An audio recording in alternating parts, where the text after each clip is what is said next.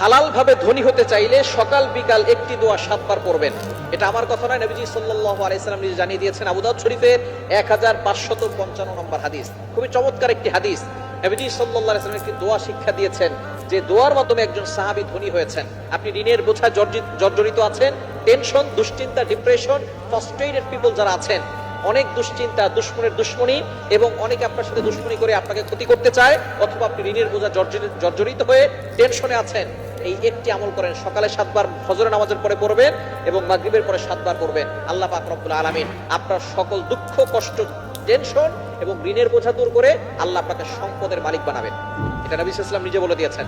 আবু সাঈদ খুদরি রাদিয়াল্লাহু তাআলা থেকে হাদিসটি এসেছে, একবার নবীজি সাল্লাল্লাহু আলাইহি সাল্লাম মসজিদ নববীর পাশ দিয়ে হেঁটে যাচ্ছেন। এমন সময় দেখেন আবু উমামা রাদিয়াল্লাহু তাআলা আনহু তিনি মসজিদে বসে বসে জিকির করতেছেন, আল্লাহর ইবাদত করতেছেন।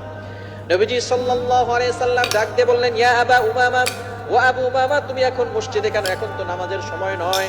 আবু উমামা রাদিয়াল্লাহু তাআলা আনহু দাঁড়িয়ে বললেন, ইয়া রাসূলুল্লাহ, ইয়া হাবিবাল্লাহ, দুশ্চিন্তা, ঋণের বোঝা, টেনশন, এগুলো আমাকে মসজিদে নিয়ে আসছে।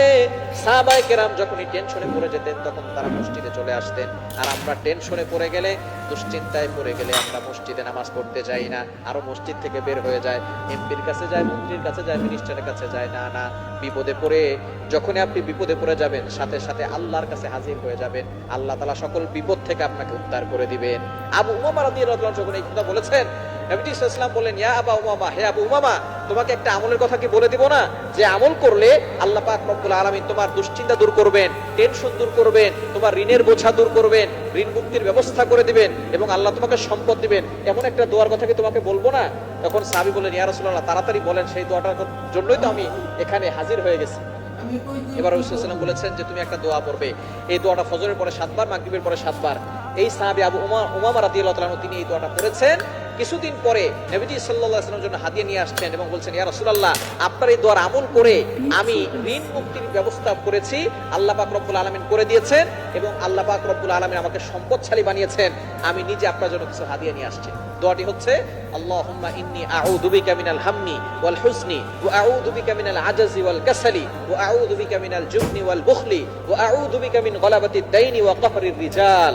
এটা বুখারী শরীফের ভিতরে একটা অন্য রায়াত আছে, আবু দাউদ শরীফের ভিতরে আসছে। আমি আবু দাউদের রিওয়ায়াতটি বলেছি।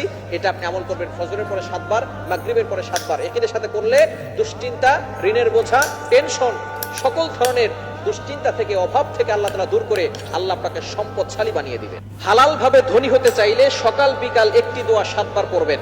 এটা আমার কথা নয়, নবীজি সাল্লাল্লাহু আলাইহি সাল্লাম নিজে জানিয়ে দিয়েছেন। আবু দাউদ শরীফের 1555 নম্বর হাদিস, খুবই চমৎকার একটি হাদিস।